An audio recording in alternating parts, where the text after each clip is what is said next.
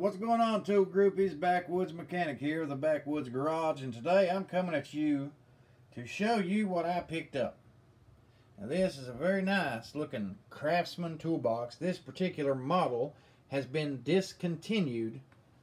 I did not have the lower half of it. I didn't have the push cart part, but I did find this particular toolbox, and it was a deal I could not pass up, and that's what I'm here to talk to you all about, is finding the deals. Now it's a nice looking toolbox.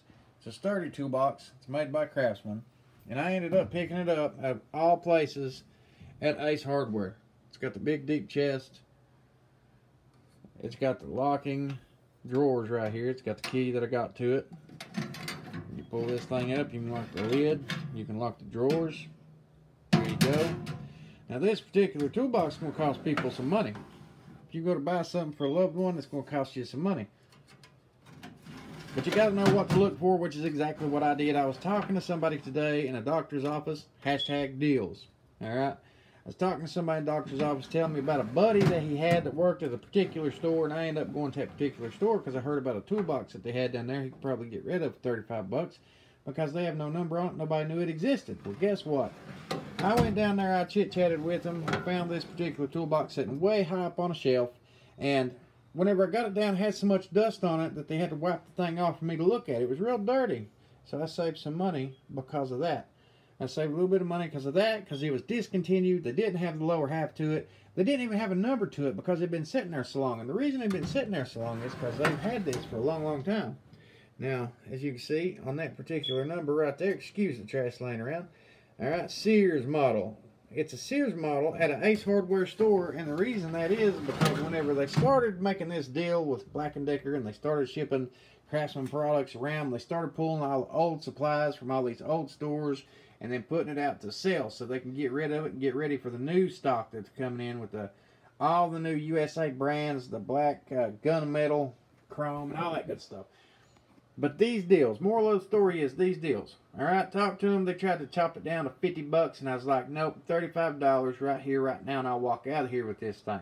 Can you tell me if it's American made? Can you tell me if it's, you know, if it's got parts to it I can get, if it's got the lower half of the chest I can get? You know, I was pointing out all the little things that, you know, normal customers want, but like, I'd really like to have this, but you know, at Christmas time, I can buy other things. They got good deals down there at Sears, you know, and I'd pop off that they got a box down there for 50 bucks that I could get if I wanted to get one.